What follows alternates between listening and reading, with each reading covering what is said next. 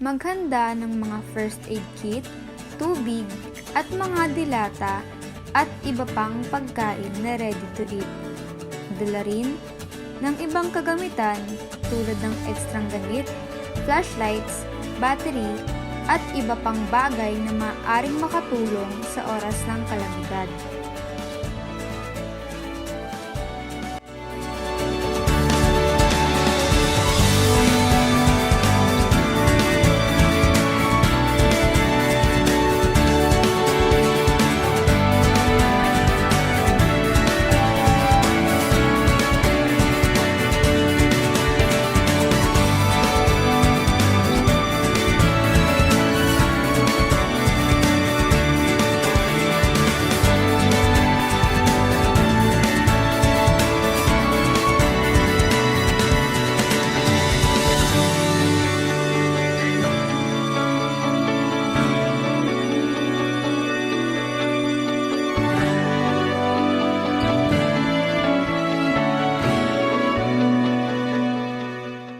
Ang mga bagay o mga gamit na madaling masira o mabasag ay maaaring ilagay sa ilalim ng lamesa at takpan upang ito'y hindi masira o mabasag.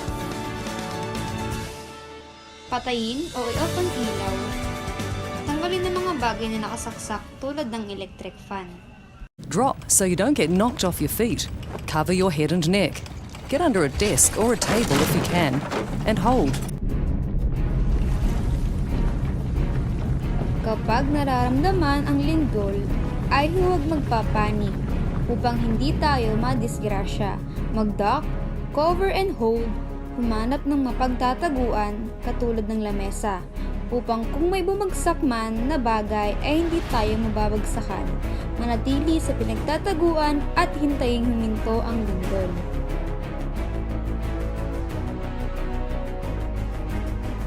Pag wala ng lindol, lumabas ng bahay.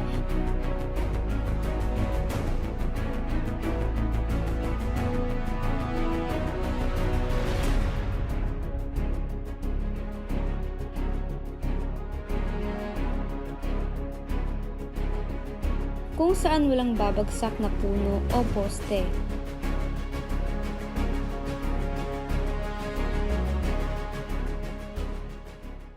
Kamustahin at hanapin ang ibang kasamahan o kakilala upang masiguro na naging ligtas sila.